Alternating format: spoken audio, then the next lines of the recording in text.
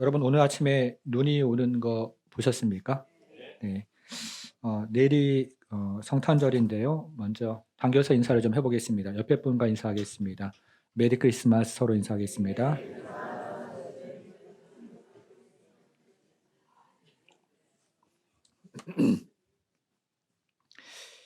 오늘 본문은 포도원을 놓고 벌이는 한바탕의 소동입니다. 포도원 하나를 놓고 옥신각신하다가 살인까지 이어지는 사건이 오늘 본문이죠. 포도원 하나를 놓고 살인까지 이어지는 광경은 우리가 보기에는 굉장히 이상해 보입니다. 그러나 본문의 초점은 단순히 포도원을 둘러싼 이권 다툼이 아닙니다. 그래서 오늘은 나봇의 포도원을 둘러싸고 어떤 문제가 이 안에 있었는지를 함께 생각해 보기를 원합니다. 여러분이 아는 것처럼 이 나봇의 포도원은 우리가 너무나 잘 아는 사건인데요. 오늘은 이 나봇의 포도원을 아합 이야기를 중심으로 좀 살펴보는데요. 그와 관련해서 세 가지 단어를 중심으로 우리가 이 이야기를 함께 생각을 해보겠습니다. 첫 번째 이야기는요, 아합의 탐욕에 관한 이야기입니다. 아합의 탐욕으로 오늘 본문을 시작을 하는 것이죠. 오늘 본문의 배경이 되는 1절을 우리가 다시 한번 좀 읽어보겠습니다. 1절 같이 읽습니다. 시작. 그 후에 이 일이 있으니라. 이스라엘 사람 나봇에게 이스라엘의 포도원이 있어 사마리아의 왕 아합의 왕궁에서 가깝더니. 여기 이스르엘이라는 명칭이 나오는데요. 이것은 이스라엘의 오기가 아니라 이스라엘 나라 안에 있는 비슷한 이름을 가진 지역 이름입니다. 이스라엘은 이스라엘의 수도인 사마리아에서 북쪽으로 40km 정도 떨어진 비옥한 평원인데요. 나봇의 포도원이 이스라엘에 있었다는 것은 그의 포도원이 굉장히 비옥했다, 이런 의미가 되겠습니다. 그리고 그곳에는 이스라엘 왕 아합의 겨울 별장이 있었다고 성경은 이야기를 하고 있죠. 그러던 어느 날 아합은 이 나봇의 포도원을 보면서 탐욕이 생겼고, 그러면서 나봇에게 그 포도원을 달라고 강요를 하고 있습니다. 근데 이 과정에서 열왕기 저자가 아합의 탐욕을 들추어내는 매우 특별한 한 가지 단어를 사용하는데요. 그 단어가 바로 주다라는 말입니다. 2절과 4절을 이 단어를 중심으로 한번 읽어보겠습니다. 2절 보니까요. 아합이 나봇에게 말하여 이르되 내 포도원을 내 왕궁 곁에 가까이 있으니 내게 뭐라고 되어 있습니까? 네, 달라는 거죠. 채소밭을 삼게 하라. 내가 그 대신에 그보다 더 아름다운 포도원을 내게 줄 것이요. 만일 내가 좋게 여기면 그 값의 돈으로 내게 주리라. 포도원을 계속 달라고 지금 강요를 하고 있습니다. 자, 3절과 4절이죠. 3절과 4절. 나봇의 대답인데요. 같이 한번 읽어보겠습니다. 시작. 나봇이 아합에게 말하되 내 조상의 유산을 왕에게 주기를 여호와께서 금하실지로다 하니, 이스라엘 사람 나봇이 아합에게 대답하여 이르기를 내 조상의 유산을 왕께 줄 수 없다 하므로 아합이 근심하고 답답하여 왕궁으로 돌아와 침상에 누워 얼굴을 돌리고 식사를 아니하니. 아합은 나봇에게 포도원을 주어 채소밭을 삼게 하면 내가 더 좋은 포도밭을 주거나 혹은 너가 원하면 값으로도 지불해 줄 수 있다, 이렇게 이야기를 하고 있습니다. 그러나 나봇은 내 조상의 유산을 왕에게 줄 수 없다고 거절을 하고 있죠. 여러분, 그러면 나봇이 아합에게 포도원을 파는 것이 왜 문제가 될까요?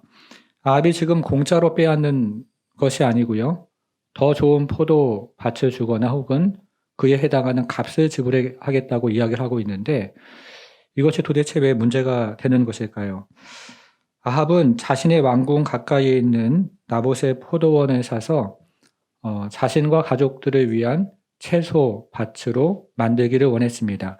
근데 우리가 성경을 읽어보면요, 이 우리말 성경에 채소 밭이라고 번역한 히브리 단어가 성경에서 딱 2번 등장을 하는데요.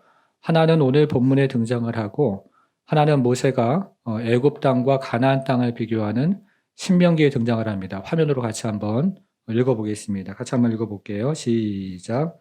내가 들어가 차지하려 하는 땅은 내가 나온 애굽 땅과 같지 아니하니 거기에서는 너희가 파종한 후에 발로 물대기를 채소밭에 댐과 같이 하였거니와 너희가 건너가서 차지할 땅은 산과 골짜기가 있어서 하늘에서 내리는 비를 흡수하는 땅이요 내 하나님 여호와께서 돌보아 주시는 땅이라.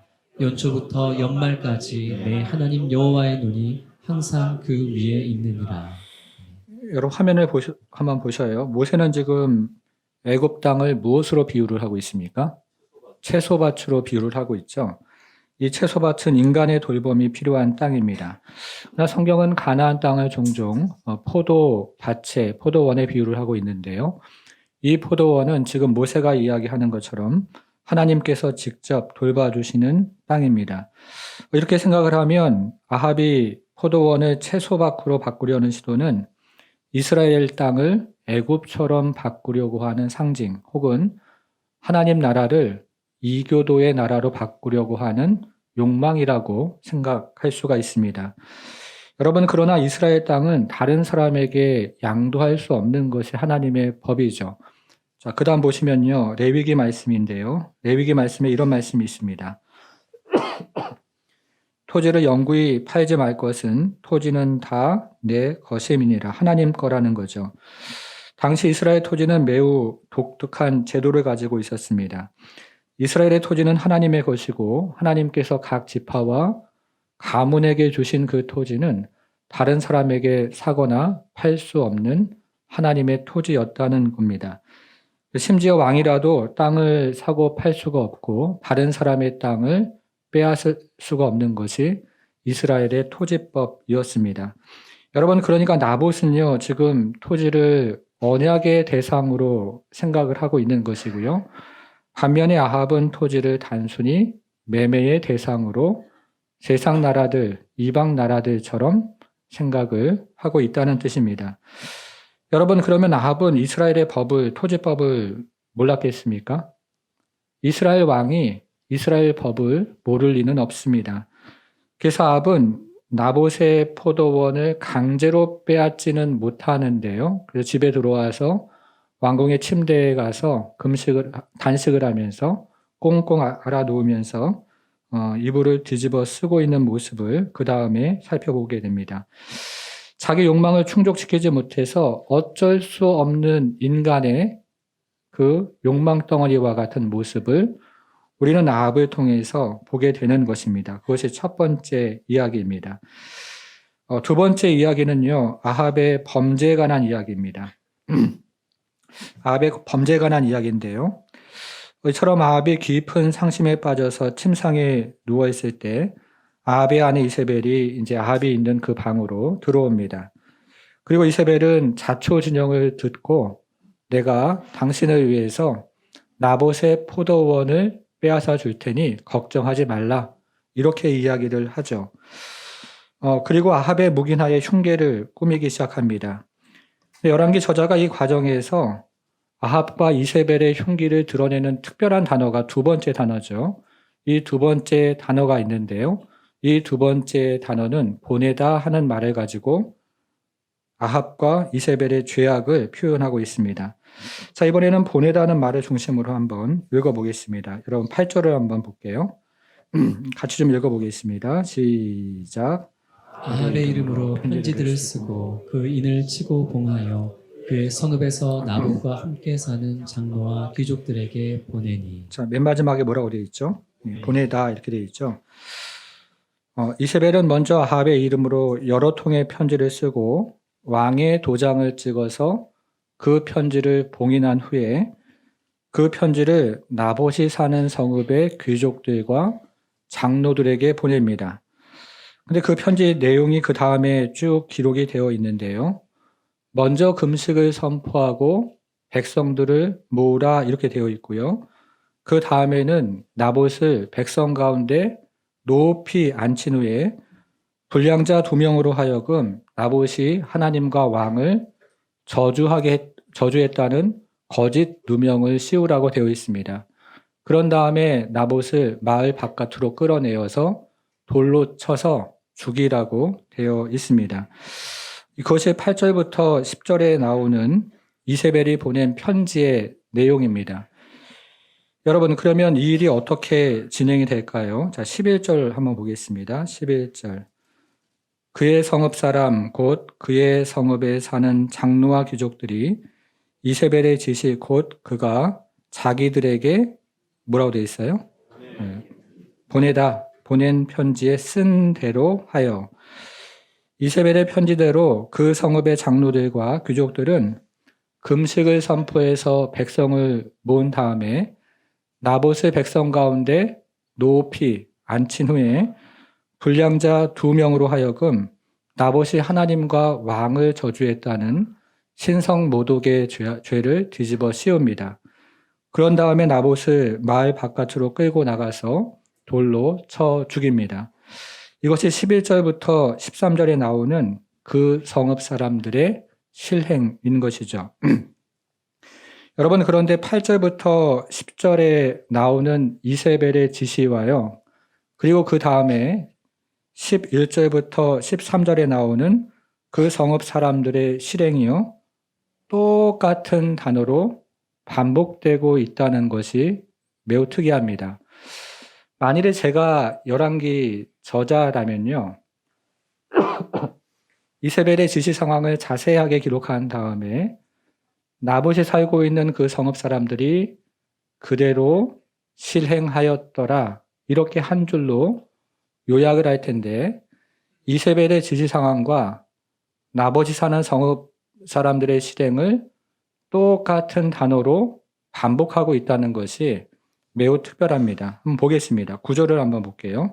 화면으로 한번 보겠습니다. 구절 한번 읽어볼게요. 시작. 금식을 선포하고 나봇을 백성 가운데에 높이 앉힌 후에 여러분, 이것은 이세벨의 지시 상황이죠. 그렇죠? 그 편지 안에 담겨져 있는 내용입니다. 자, 12절은요. 또 읽어보겠습니다. 시작. 금식을 선포하고 나봇을 백성 가운데 높이 앉히매. 여러분, 이것은 그 성읍 사람들이 이세벨의 지시를 실행한 거죠. 차이를 아시겠죠? 예, 9절은 이세벨의 지시 상황이고 12절은 그 성읍 사람들이 이세벨의 지시를 실행한 것입니다. 한번 보세요. 근데 이 단어가 어떻게 되어 있습니까?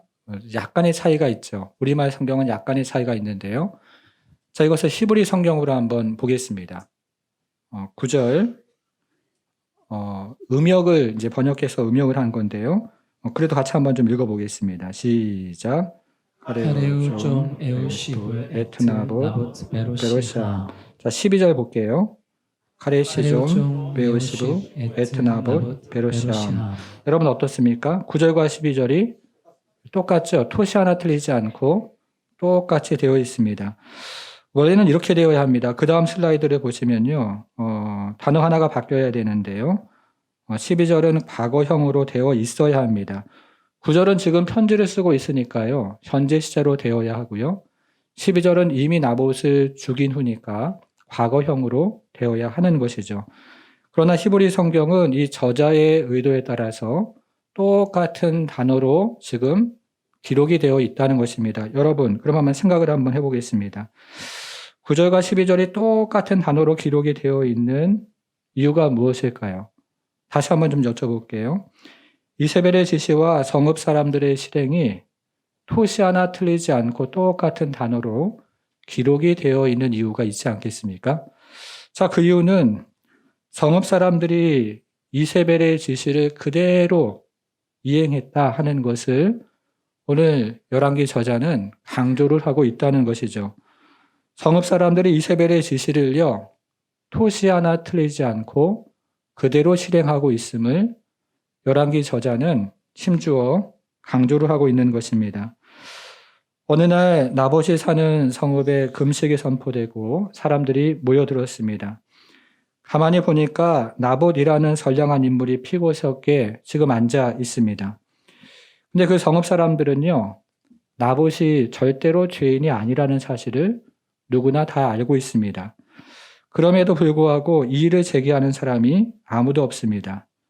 이어서 불량배 2사람이 증인석에 앉아서 증언을 시작합니다. 근데 10절에 불량배라는 말이 나오는데요. 이 불량배의 문자적인 번역은 벨리알의 아들들인데요. 우상숭배자라는 뜻입니다. 마을 사람들은 이 2명의 증인이 우상을 섬기는 우상 숭배자라는 사실을 누구나 다 잘 알고 있습니다. 우상을 섬기며 거짓을 일삼는 불량배들이 증인으로 채택이 돼서 증언을 하고 있는데 이번에도 마을 사람들은 누구도 이 일을 제기하는 사람이 없었던 겁니다. 결국 나봇은 유죄 판결을 받고 성읍 밖으로 끌려나가서 돌로 쳐 죽임을 당합니다. 여러분, 이때는 마을 사람들이 반대를 했을까요? 자, 13절 하반절을 한번 보겠습니다. 13절 하반절에 보니까요, 무리가 나옵니까? 네, 무리가 그를 성읍 밖으로 끌고 나가서 돌로 쳐 죽이고 두 사람의 불량배라고 되어 있지 않고 무리가라고 되어 있는 것은 나봇이 죽을 때 그 마을 사람들이 모두가 동참을 했다. 이런 의미겠죠. 여러분, 왜 그랬을까요? 이세벨의 명령이 무서웠던 것일까요? 아니면 나봇과 같은 믿음의 사람을 미워하는 우상 숭배자들이 그 마을에 득실득실 살았던 것일까요? 어떤 경우든지 간에 이 성읍 사람들은 이세벨의 지시를 토시 하나 틀리지 않고 그대로 실행을 하고 있습니다. 이것은 지금 이스라엘 사회가 이스라엘 백성들이 얼마나 썩고 그리고 부패했는지를 그대로 보여주고 있다는 거예요. 여러분, 14절을 한번 보겠습니다. 14절. 이제 그 사람들이 나봇을 죽였죠. 그런 다음에 이세벨에게 어떻게 했습니까? 이건 보내다 이 말을 이렇게 통보하다 이렇게 우리말로 바꾼 거죠. 원문에서는 이것도 보내다 이렇게 되어 있습니다. 통보하기를 나봇이 돌에 맞아 죽었나이다. 자, 여기 보내다는 말이 세 번째로 나옵니다. 이번에는 성읍 사람들이 나봇이 돌에 맞아 죽었다는 사실을 이세벨에게 보내고 있습니다. 그래서 보내다는 말은 아합과 이세벨의 범죄를 드러내는 말로 시작을 하는 것이죠. 자, 이것이 두 번째 이야기입니다. 자, 세 번째 이야기가 있는데요. 이제 세 번째 이야기는 아합의 멸망입니다. 이제 이세벨은 아합에게 나봇이 죽었으니까 침상에서 일어나 나봇의 포도원을 차지하라 이렇게 이야기를 합니다. 근데 열왕기 저자가 아합이 심판받는 이유를 들추어내는 세 번째 단어가 있는데요. 여러분, 첫 번째 단어가 뭐였습니까? 네, 두 번째 단어는요, 보내다. 세 번째 단어는 차지하다입니다. 차지하다. 그 단어가 차지하다입니다. 자, 15절 한번 볼게요. 이세벨이 나봇이 돌에 맞아 죽었다함을 듣고 이세벨이 아합에게 이르되 일어나 그 이스라엘 사람 나봇이 돈으로 바꾸어 주기를 싫어하던 나봇의 포도원을 차지하소서. 나봇이 살아있지 아니하고 죽었나이다. 아합은 나봇이 죽었다함을 듣고 곧 일어나 이스라엘 사람 나봇의 포도원을 차지하러 그리로 내려갔더라. 이세벨은 아합에게 나봇이 죽었으니 일어나 나봇의 포도원을 차지하라 이렇게 말을 했고요. 아합은 그 말을 듣고 나봇의 포도원을 차지하려고 내려갔습니다. 여러분, 그런데 바로 이때 하나님의 말씀이 우리 선지자 엘리야에게 임합니다. 17절인데요. 여호와의 말씀이 디셉 사람 엘리야에게 임하여 이르되 18절 너는 일어나 내려가서 사마리아에 있는 이스라엘의 아합 왕을 만나라. 그가 나봇의 포도원을 뭐하러요? 차지하러 그리로 내려갔나니 너는 그에게 말하여 이르기를 여호와의 말씀이 내가 죽이고 또 빼앗았느냐 차지하였느냐, 원문이 그렇게 되어 있죠. 차지하였느냐고 하셨다 하고 차지했다는 거죠. 자, 아합이 심판을 받은 이유가 나옵니다. 그것은 나봇을 죽이고 나봇의 포도원을 어떻게 했어요? 차지했기 때문인 것이죠. 그래서 엘리야는 하나님의 심판 신탁을 아합에게 전합니다. 아합은 계속되는 자신의 악행 때문에 죽을 것이고 그의 왕조는 멸망을 당할 것입니다. 그리고 아합을 충동했던 이세벨도 비참하게 죽을 것이고 걔가 그 이세벨의 피를 핥을 것이다. 이렇게 심판 신탁을 전합니다. 그리고 엘리야의 심판 신탁은 그대로 성취가 되어서 아합도 비참하게 죽고 그리고 이세벨도 비참하게 죽습니다. 참으로 무시무시한 심판인 것이죠. 자, 여기까지가 오늘 본문의 이야기입니다. 우리가 잘 알고 있는 이야기죠. 자, 그러면요. 여러분, 오늘 본문이요, 우리에게 주는 교훈이 무엇이겠습니까? 잠시 한번 좀 생각을 해보겠습니다. 지난 시간에 이어서 다시 질문 한번 해보겠습니다. 우리가 지금 읽고 있는 이 열왕기의 첫 번째 독자가 누구라고 했습니까? 바벨론 포로로 끌려간 하나님의 백성들이 이것을 지금 읽고 있는 것이죠. 자, 그러면 바벨론 포로로 끌려간 하나님의 백성들이요, 이 이야기를 읽으면 무슨 생각을 했을까요? 이것이 자기들의 역사라고 생각했을 것입니다. 오늘 본문을 정리를 한번 해보겠습니다. 오늘 본문의 첫 번째 단어가 뭐였죠? 주다인데요. 이 주다는 아합의 탐욕을 들추어내는 말이라고 했습니다. 아합은 이스라엘의 왕이었습니다. 그는 특별히 꽤나 잘 나가는 왕이었죠. 아람과의 1차 전쟁에서 완벽히 승리하고 2차 전쟁에서 완벽히 승리해서 백성들에게 정말 인기가 높은 왕이 바로 아합 왕이었습니다.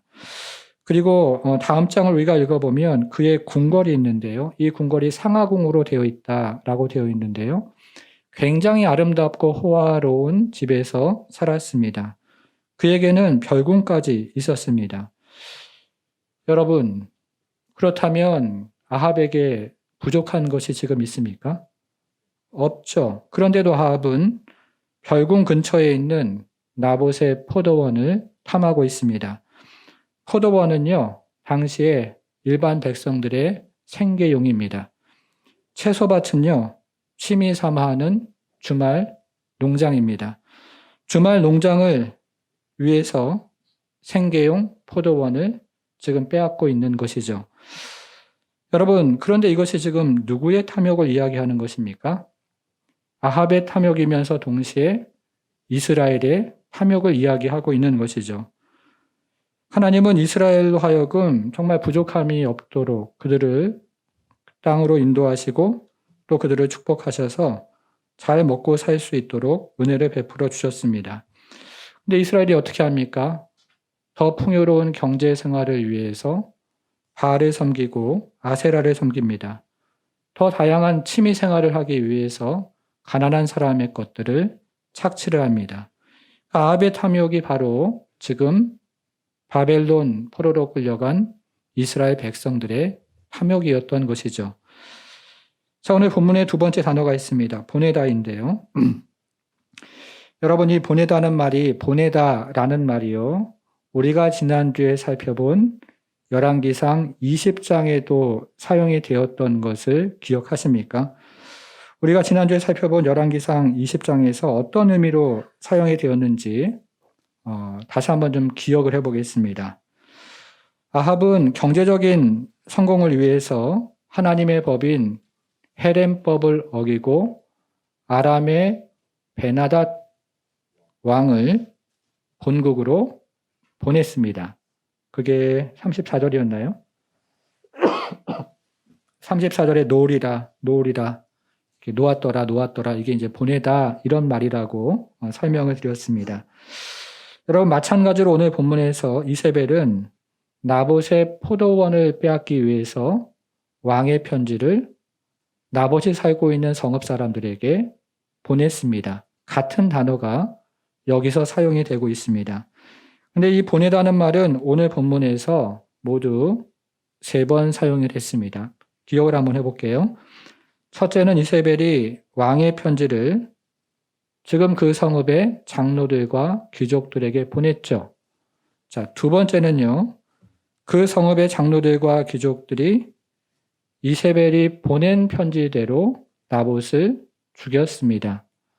세 번째는요, 그 성읍의 장로들과 귀족들이 나봇을 죽인 후에 그 사실을 이세벨에게 보냈습니다. 이렇게 3번 사용이 됩니다.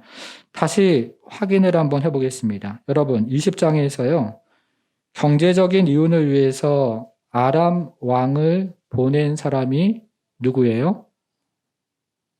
아합이죠. 자, 21장 오늘 본문에서요. 나봇의 포도원을 빼앗기 위해서 왕의 편지를 보낸 사람이 누구입니까? 이세벨이죠. 자, 그러면 나봇을 죽이고 그 사실을 이세벨에게 보낸 사람들은 누구입니까? 이스라엘 백성들이에요. 그렇죠? 여러분, 그러면 보내다는 말이 무엇을 들추어냅니까?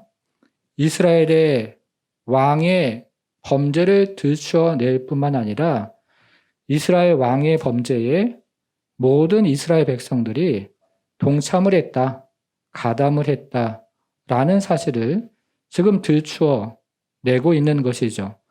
그러니까 바벨론 포로로 끌려간 이유는 왕의 범죄 때문만이 아니고 이스라엘 백성들이 모두 왕의 범죄에 동참을 했기 때문이구나 라는 사실을 이 단어가 들추어내고 있다는 것입니다.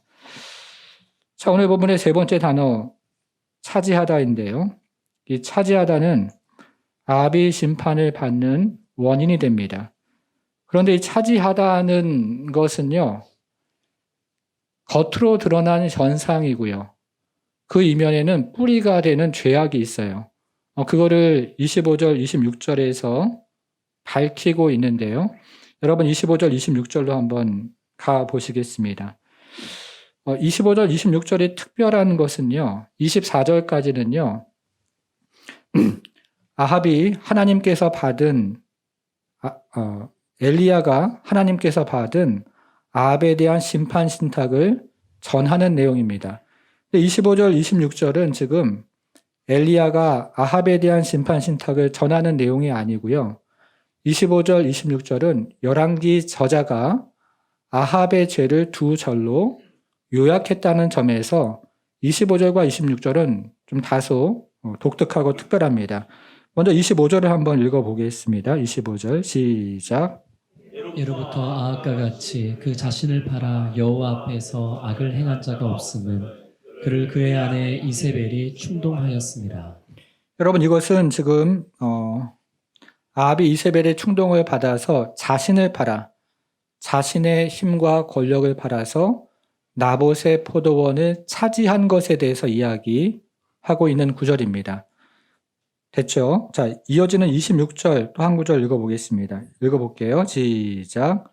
그가 여호와께서 이스라엘 자손 앞에서 쫓아내신 아모리 사람의 모든 행함 같이 우상에게 복종하여 심히 가증하게 행하였더라. 이것은 아합이 이세벨의 충동을 받아서 우상 숭배를 한 것을 이야기하는 것이죠.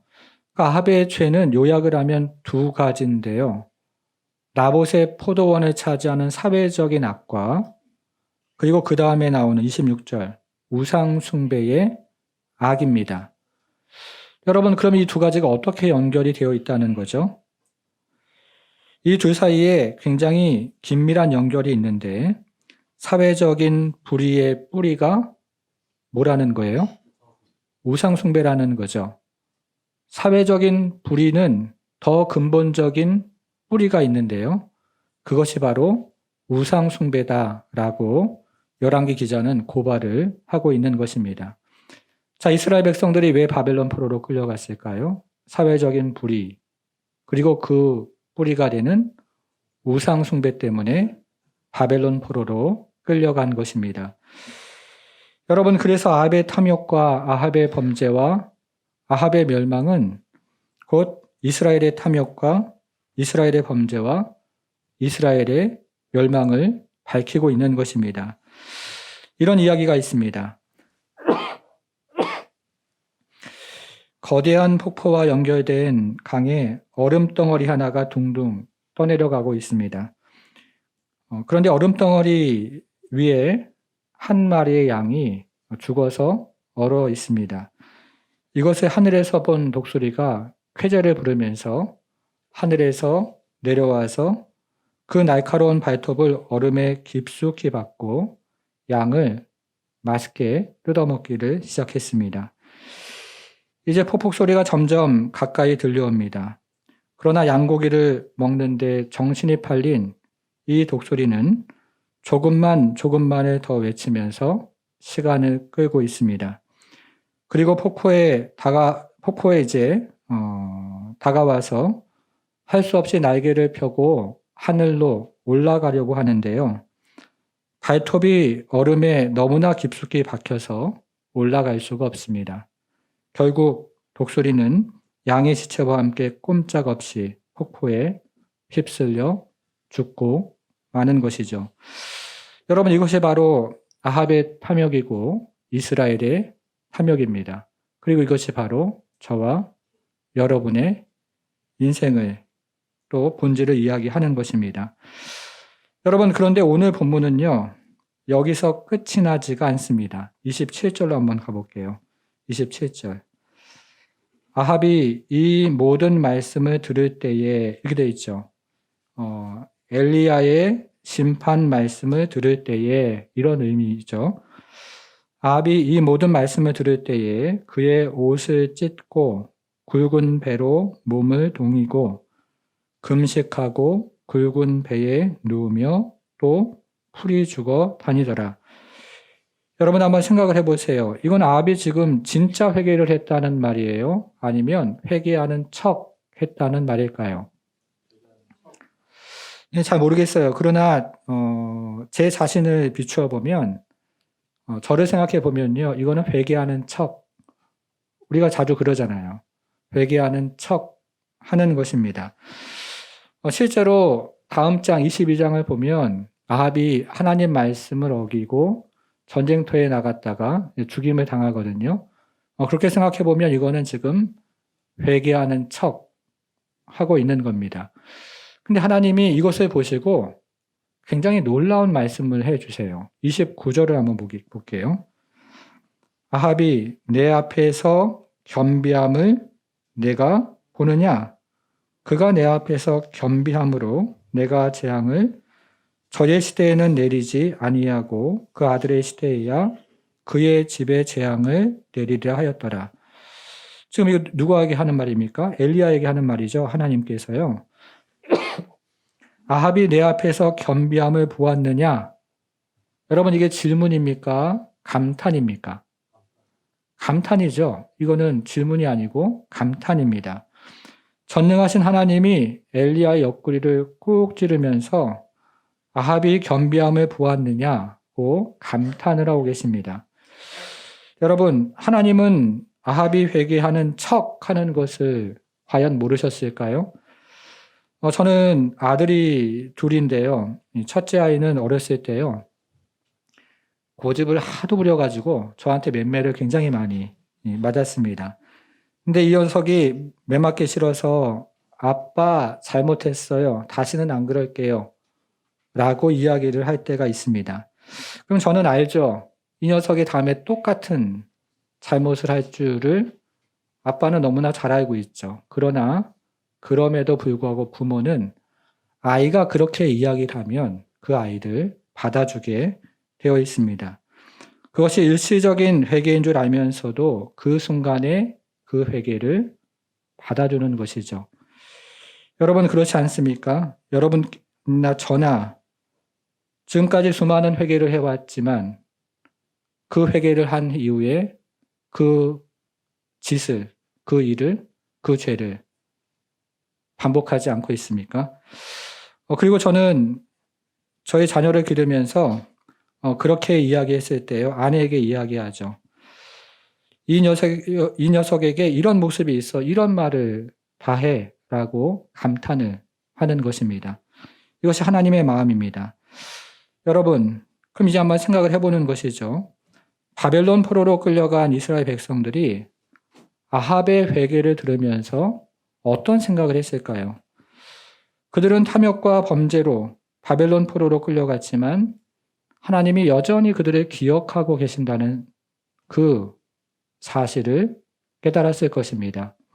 죽을 수밖에 없는 죄인들이지만 하나님께서 여전히 그들을 사랑하신다는 사실을 그 말씀을 들으면서 이들은 깨달은 것이죠. 여러분, 이 같은 하나님의 마음을 잘 보여주는 사람이 바로 오늘 본문의 주인공인 나봇입니다. 이 나봇이 어떻게 죽었습니까? 자, 9절을 화면으로 좀 볼게요.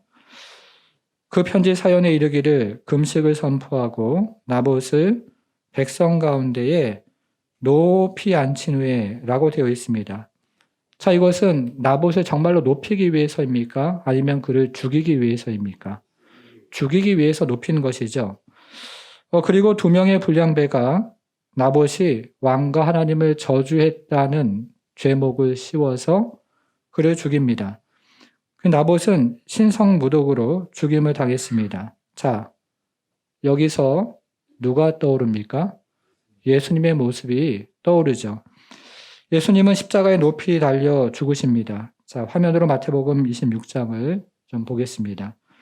대제사장들과 온 공회가 예수를 죽이려고 그를 칠 거짓 증거를 찾음에 거짓 증인이 많이 왔으나 얻지 못하더니 후에 몇 명이요? 두 사람이 와서 이르되 이 사람의 말이 내가 하나님의 성전을 헐고, 자, 죄목이 신성모독이라는 거죠. 사흘 동안에 지을 수 없다 하더라 하니, 예수님은 나봇처럼 높이 들리셨고 나봇처럼 두 명의 거짓 증언을 받으셨고 나봇처럼 신성모독의 죄목으로 죽임을 당하셨습니다. 여러분, 그런데요, 그런 죄인을 향해서 하나님께서는 그의 아들 독생자 예수 그리스도를 보내주십니다. 저는 20년간 신학도 하고 나름대로 목회를 해오면서 성경을 보았습니다. 근데 가장 이해가 되지 않는 것이 바로 그 대목이에요. 그 죄인을 위해서 어떻게 그의 아들을 보낼 수가 있을까? 20년 동안 성경을 나름대로 보아왔지만 20년 동안 보면서도 그리고 앞으로도 아마 이해되지 않는 부분이 바로 그 부분일 것입니다. 그러나 저는 믿음으로 그 사실을 받아들입니다. 하나님의 크신 사랑이 있다는 사실, 죄인들을 향한 하나님의 놀라운 사랑이 있다는 사실, 저와 여러분을 향한 하나님의 크신 사랑이 있다는 사실을 믿음으로 받아들이는 것입니다. 사랑하는 여러분, 하나님은 저와 여러분들을 사랑하세요. 하나님은 정말 말로 표현할 수 없는, 우리가 이해할 수 없는 그 큰 사랑으로 저와 여러분을 사랑하십니다. 사랑하는 여러분, 저는 오늘 본문을 읽으면서 나봇의 인생을 다시 한번 생각해 보았습니다. 처음에는 너무 억울하고 너무 불행한 인생이라는 생각이 들었어요. 그런데요, 이 성경을 계속 묵상하면서 어쩌면 나봇이 정말 행복한 인생일 수 있겠구나 라는 생각을 다시 하게 되었습니다. 오늘 본문은 히브리 성경으로 읽으면 나봇이라는 이름이 17차례 등장을 하는데요. 근데 매우 특별하고 신비로웠던 것은 나봇이 죽은 이후에도 나봇이라는 이름이 그대로 6번 등장을 한다는 사실이었습니다. 여러분, 이것이 무엇을 이야기해 주고 있습니까?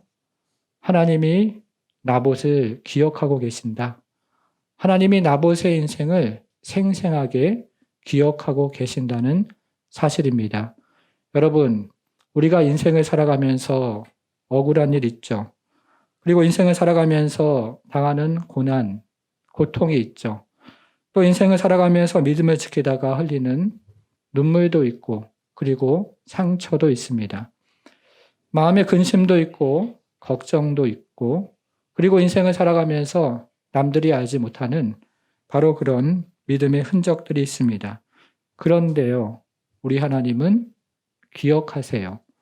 우리가 받은 그 눈물, 그리고 그 상처, 때로는 믿음을 지키다가 하나님 앞에 참으로 받는 그 고난, 그리고 그 고통, 그 억울함까지 하나님은 모두 기억하시는 분이십니다. 제가 이번 주에 시편을 묵상하다가 묵상한 한 구절 들려드리고 마치겠습니다. 시편 9편 10절 말씀인데요. 여호와여, 주의 이름을 아는 자는 주를 의지하오리니 이는 주를 찾는 자들을 버리지 아니하심이니이다. 사랑하는 여러분, 우리 주님은 여러분들을 영원히 버리지 않습니다. 우리 주님은 여러분들을 영원히 사랑하기로 작정하셨습니다. 그래서 우리가 그 사랑 의지에서 이 한 주도 살아가고 그 사랑 의지에서 이 한 달도 살아가고 그 사랑 의지에서 인생을 살아가는 저와 여러분 되기를 주님의 이름으로 축원합니다. 하나님 아버지, 우리는 십자가의 그 사랑, 그 은혜, 그 은총 아니면 하루도 살아갈 수 없는 하나님의 백성들입니다. 주님, 이곳에 있는 우리 사랑하는 성도들 한 사람 한 사람 기억하여 주시고 믿음을 지키면서 살아갈 때 흘리는 그 눈물과 또 그 상처와 그 고난과 또 그 고통과 그 근심과 그 걱정 하나님께서 다 기억해 주시는 줄 믿사오니 하나님 그 믿음 가지고 한 주도 살아가고 또 그 믿음 가지고 평생을 살아가는 우리 모든 성도 될 수 있도록 우리 하나님 축복해 주옵소서.